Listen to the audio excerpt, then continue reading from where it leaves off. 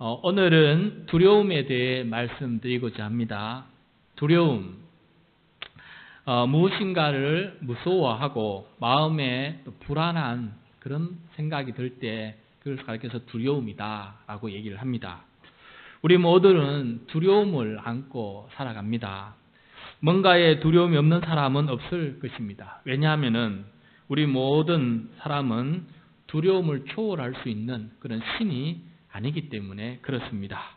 그래서 우리는 두려움을 만나게 되고 또 두려움과 더불어서 살아가는 매일의 일상을 살아가고 있습니다. 건강에 대한 두려움 여러분 많이 있으시죠?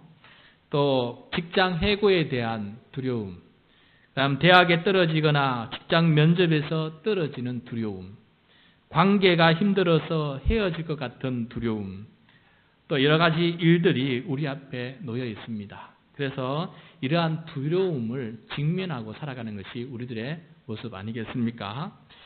우리가 원하는 것은 이 두려움에 휩싸여 사는 것이 아닙니다. 우리는 이 두려움을 이겨나가는 것이 우리의 마음입니다. 소원입니다. 왜냐하면 두려움은 싫은 감정이기 때문입니다.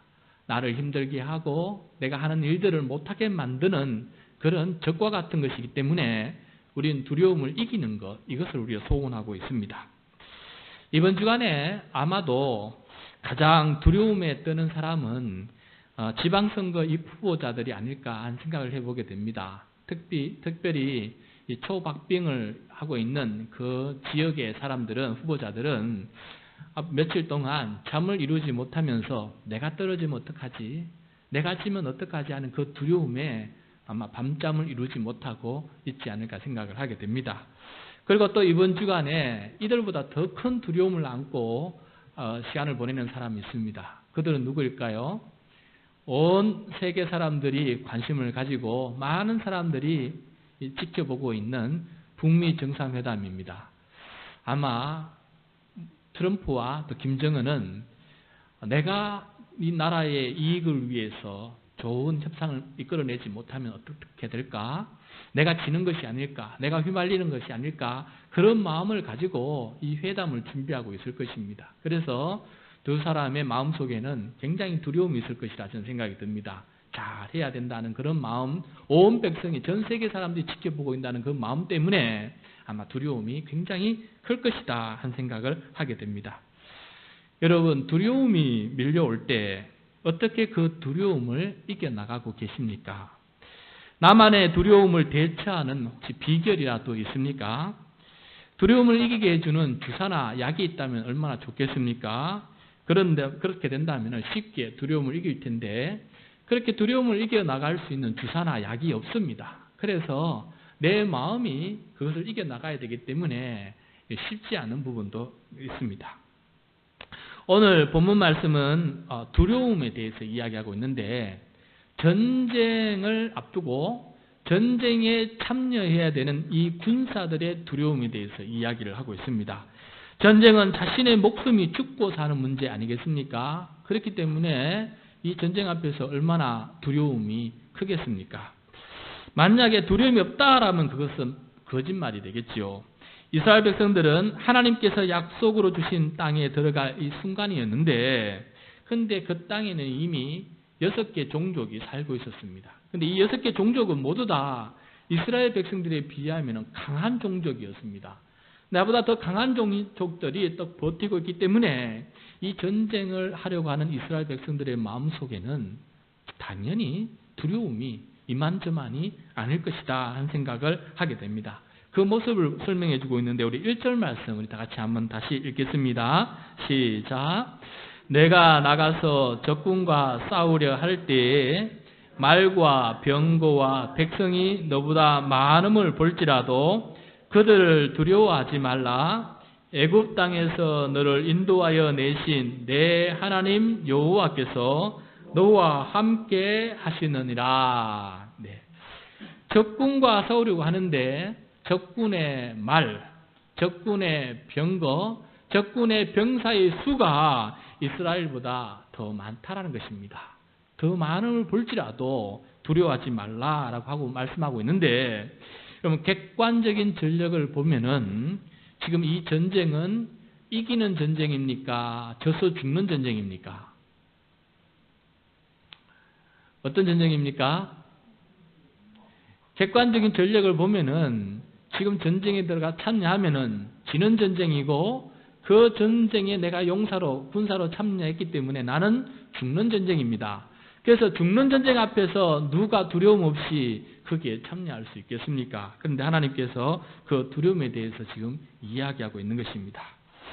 이미 부모 세대들은 이 두려움에 겁이 나가지고 그 전쟁을 하러 올라가지 못했습니다. 그래서 어떻게 됐습니까? 하나님께서 진노하셔서 그 부모들을 그 정탐꾼이 40일 동안 정탐을 했는데 40년 동안 광야에서 방황하게 만들지 않았습니까? 그게 징계였습니다. 너희들은 약속의 땅에 들어가지 못한다. 왜?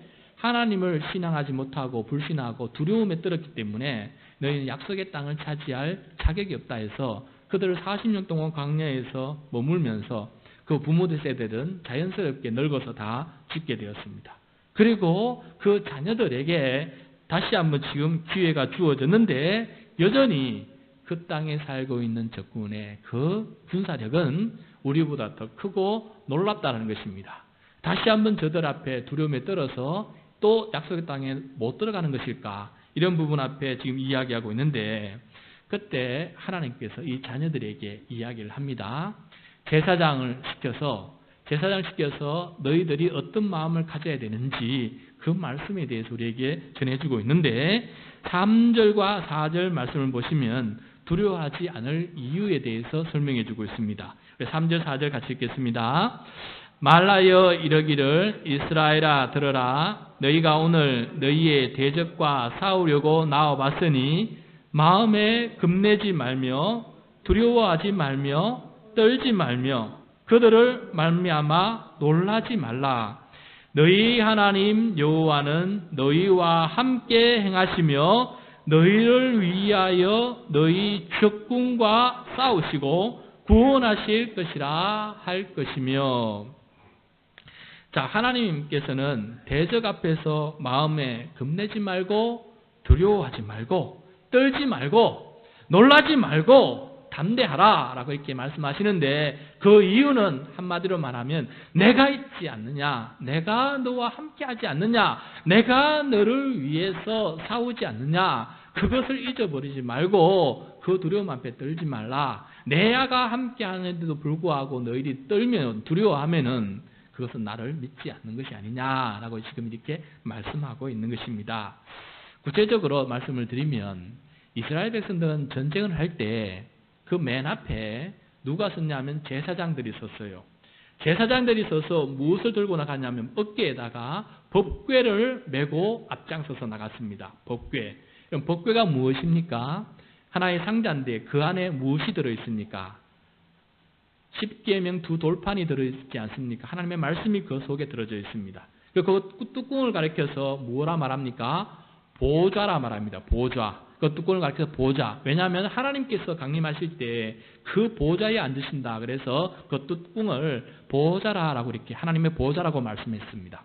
그래서 이 법궤가 전쟁터에서 앞장서서 나간다라는 말은 이 전쟁에 하나님께서 함께 하신다는 말씀이고 우리가 나가기 전에 하나님께서 먼저 출정하신다 하는 그런 의미가 그 속에 담겨져 있습니다. 그래서 이스라엘 백성들은 전쟁을 할 때 항상 법궤가 맨 앞에 나서는 것을 바라보면서 하나님께서 우리와 함께 계신다는 그 믿음 가운데서 전쟁에 참여함으로 말미암아 그 두려움을 이겨나갈 수 있었다라는 것입니다. 여러분, 다윗과 골리앗 이야기 기억나시죠? 골리앗 얼마나 큰 용사입니까? 보통 사람보다 키가 더 큰 사람이고 창이 얼마나 큽니까? 그 창을 들고 서 있으니까 이스라엘 백성들이 겁에 떨었습니다. 누가 이 골리앗 앞에서 나갈 수 있을까? 아무도 나가지 못하고 벌벌벌 떨고 있는데 누가 나갔습니까? 소년 다윗이 나갔습니다. 여러분, 소년 다윗에게는 무엇이 있습니까? 창이 있습니까? 칼이 있습니까? 아닙니다. 그의 손에는 평소에 양을 돌보면서 혹시 사자가 나오거나 이리가 나오면은 그들 향해서 돌멩이를 휘휘 돌려서 던졌던 돌 물매가 그게 있을 뿐입니다. 그것을 들고 골리앗 앞에 나가지 않았습니까? 여러분, 저는 그러한 담대함이 과연 있을까?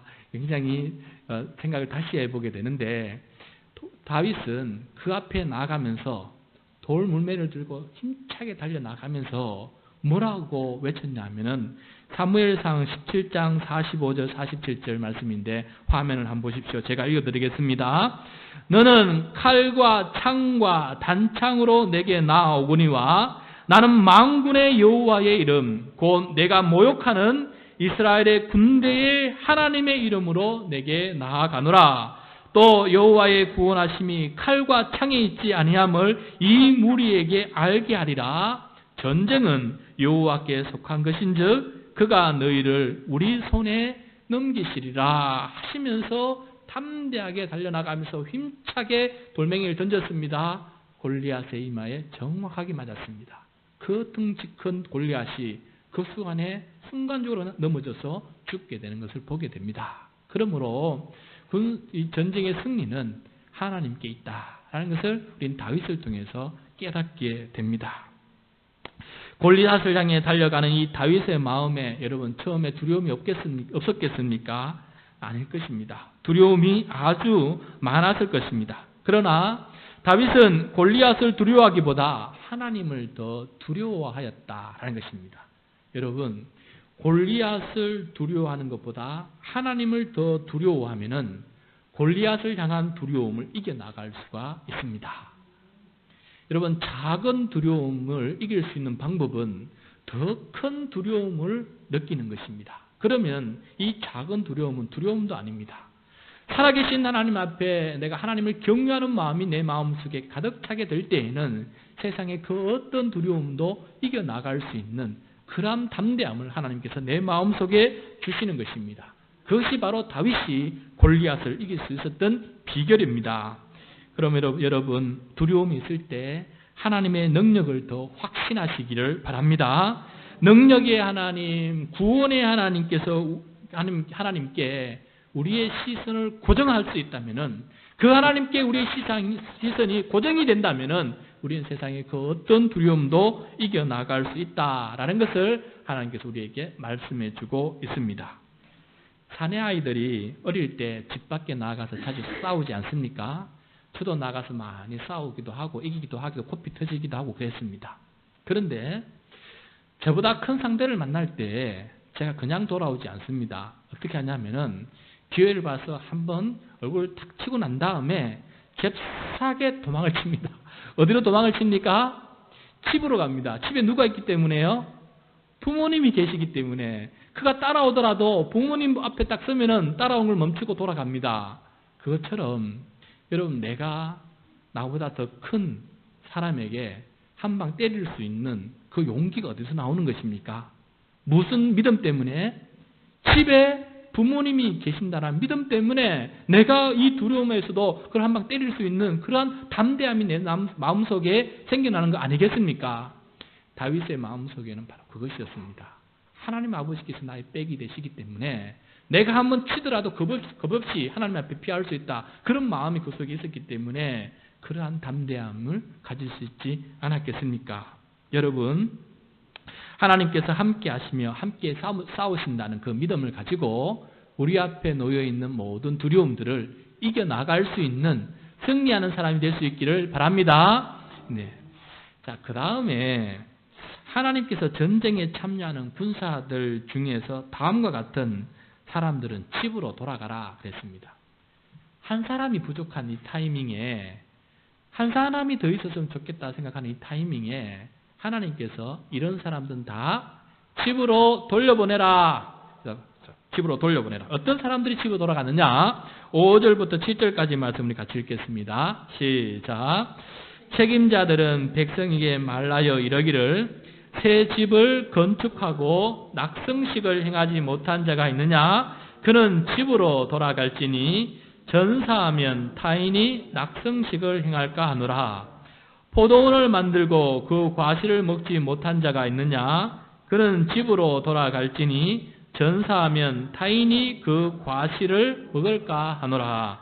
여자와 약혼하고 그와 결혼하지 못한 자가 있느냐? 그는 집으로 돌아갈지니 전사하면 타인이 그를 데려갈까 하노라 하고.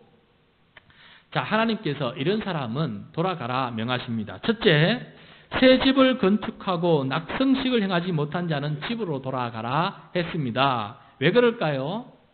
왜냐하면은 내가 전쟁에서 전사하면 저 집 내 것이 못 되는데, 그러한 두려움이 마음속에 있었기 때문에, 안 그래도 두려움이 많은데 또 이러한 두려움에 휩싸이는 사람은 집으로 돌아가라 말씀하셨습니다. 두 번째, 포도원을 만들고 그 과실을 먹지 못한 자도 집으로 돌아가라 말씀했습니다.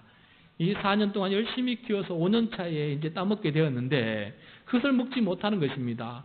내가 고생해서 4년을 고생해서 저 포도원을 일구었는데 내가 전쟁에서 죽으면은 저 포도 내가 못 먹게 되지, 다른 사람이 가져가겠지. 이러한 두려움에 빠져 있는 사람은 집으로 돌아가라. 세 번째, 약혼을 하고 결혼하지 못한 사람이 있을 때 또 집으로 돌아가라 그랬습니다. 왜냐하면은 내가 전쟁터에서 죽게 되면은 저 약혼한 아내는 남의 아내가 될 터인데 하는 그 두려움이 있기 때문에 집으로 돌아가라 이렇게 말씀하고 있습니다. 여러분, 전쟁에서 지면은 새 집도 필요 없고 첫 과실도 필요 없고 아내도 다 소용이 없습니다. 전쟁에 져서 다 죽었는데 그것을 가진들 무슨 소용이 있겠습니까? 소탐대실이라는 말이 있습니다. 작은 것을 탐내다가 큰 것을 잃으면은 그 작은 것도 다 잃어버리는 것이 아니겠습니까? 그런 마음에 두려워하는 사람이 있다면은 이 전쟁에서는 이길 수 없으니 그런 사람들은 다 집으로 돌려보내라 라고 말씀하셨습니다. 이들이 집으로 돌아감으로 말미암아 군사의 숫자가 줄어듭니다. 그러나 그들이 집으로 돌아가서 군사의 숫자가 줄어들지 모르지만은 실제적인 군사력은 더 크게 높아지고 있습니다. 왜냐하면 그 이유를 8절에서 말씀하고 있는데 8절 말씀 같이 읽겠습니다.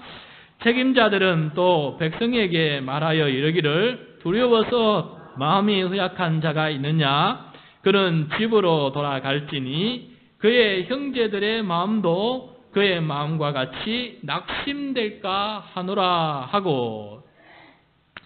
자, 두려워서 마음이 허약한 자는 집으로 돌아가는 것이 오히려 유익합니다. 왜냐하면 그들은 다른 형제들의 마음도 자신의 마음과 같이 낙심하게 만들기 때문입니다.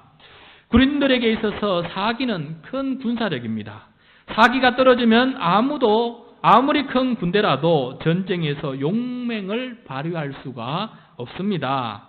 이 낙심의 바이러스는 많은 사람들을 감염시킵니다.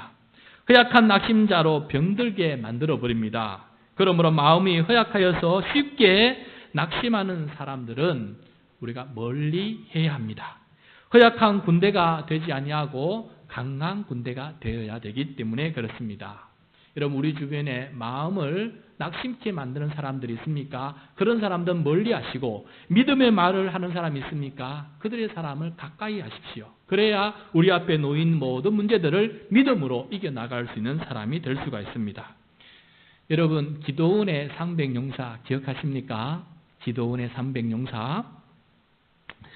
기드온이 미디안 사람들과 전쟁을 할 때 처음에 이 병사들의 모인 숫자가 32,000명이었습니다. 그러니까 우리 편 군사가 32,000명이 모여서 전쟁에 참여하게 되는데 하나님께서 두려워하는 사람은 다 집으로 돌아가라 했더니 몇 명이 돌아갔냐면은 32,000명 중에 22,000명이 집으로 돌아갔습니다. 그래서 남은 사람은 1만 명.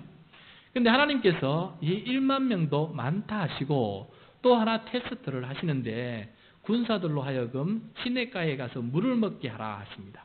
물을 먹는 모습을 보고 돌아갈 사람을 결정하라는 것이죠.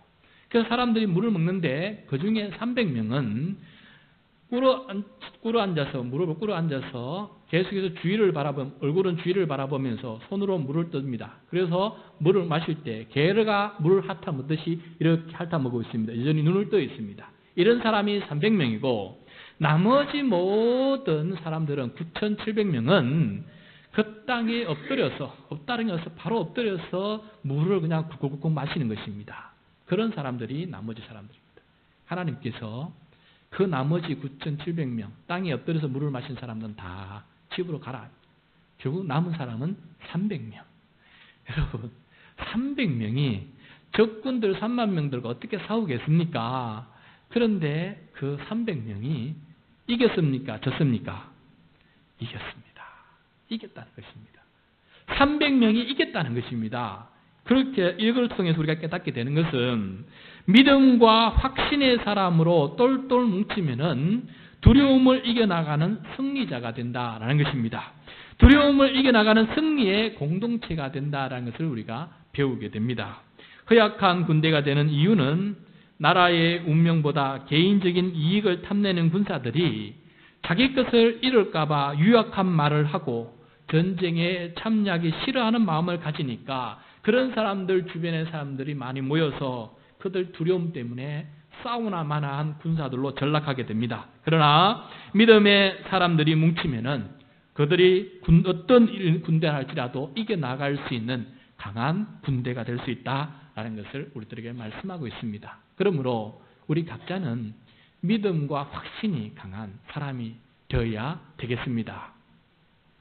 우리 시간 우리 예수 그리스도를 한번 생각해 봅시다. 우리가 믿는 우리 주 예수 그리스도는 어떤 분이십니까? 예수님은 강한 군대가 아니라 나귀 새끼 하나 타고 예루살렘 성에 입성하셨습니다. 그런데 담대하셨습니다. 두려움이 없으셨습니다. 들어가셔서 성전을 청결케 하시는데 그 성전 환전상들의 책상을 마음껏 뒤흔들어 버리십니다. 그렇게 하나님께서 예수님께서 그 성전을 정화하시는 것을 보게 됩니다. 온 백성의 구원을 위해 그리고 하나님의 나라를 위해 십자가의 길도 피하지 아니하시고 꿋꿋하게 나아가신 분이 바로 우리 주님이십니다. 하나님의 뜻이 이루어지기 위해서 하나님께서 승리하신다는 믿음을 가지고 그가 끝까지 십자가의 길을 가신 것 우리가 잘 기억하고 있습니다. 또 예수님의 하나님 나라 운동은 몇 명이었습니까? 그 운동에 참여한 사람은 몇 명이었습니까? 수만 명이었습니까? 아니면 수백 명이었습니까? 아닙니다. 단 12명이었습니다. 그런데 이 12명이 하나님의 나라 운동을 주님과 함께 펼치셨습니다. 근데 그 중에 가장 먼저 집으로 돌아간 사람이 누구입니까? 가룟 유다 아닙니까? 가룟 유다는 이 12명에 대해서 불신하였습니다. 그리고 또 자신이 재물의 탐욕이 생겼습니다. 은산집에 예수님을 팔아버립니다. 그래서 그가 승리했습니까? 아닙니다. 그의 결과는 결국은 죽음으로 인생을 마무리되었습니다. 자살로 죽음으로 마무리되었습니다. 나머지 11제자는 어떻게 했습니까? 물론 십자가 앞에서 그들이 두려움에 떨었습니다. 밖에 나오지 못하고 마가의 다락방에서 숨어 지냈습니다. 그런데 부활하신 예수 그리스도를 만난 이후로 그들은 사람이 변화되었습니다. 부활의 소망을 가지게 되었습니다. 죽음조차도 두려워하지 않는 제자로 바뀌었습니다. 그래서 그 12제자 때문에 온 곳에 교회가 세워지는 것을 보게 됩니다. 그때 로마 제국이 온 세상을 지배한다고 생각했습니다. 그렇지만은 로마 제국을 지배한 것은 바로 예수 그리스도이셨습니다. 그 예수 그리스도로 말미암아 온 세상을 지배하는 그런 삶으로 바뀌어지는 것을 보게 됩니다. 말씀을 맺겠습니다. 오늘 우리는 하나님의 말씀을 통해 두려움을 어떻게 이겨나갈 수 있는지에 대해서 하나님의 지혜를 함께 배우게 되었습니다. 우리는 나의 능력보다 더 큰 존재, 더 큰 사건, 더 큰 문제를 만나게 될 때 두려움에 떨게 됩니다. 그런데 하나님께서는 그때 두려워하지 말고 무서워하지 말라, 겁내지 말라 말씀하십니다. 왜냐하면 하나님께서 우리와 함께 하시면서 하나님께서 친히 그 두려운 상대와 싸우시고 구원을 우리에게 가져다 주시겠다고 말씀하고 있기 때문에 그렇습니다. 그러므로 골리앗 앞에 선 다윗처럼 문제를 두려워하지 아니하고 하나님을 더 경외하는 우리 모든 신앙인이 될 수 있기를 축복합니다. 하나님을 두려워하는 경외심으로 세상의 그 어떤 두려움도 이겨나갈 수 있는 그런 사람이 될 수 있기를 바랍니다. 그리고 허약하여 낙심하는 자를 멀리 하시기를 바랍니다. 낙심의 바이러스에 감염되면은 두려움에 빠져서 헤어나올 수가 없게 됩니다.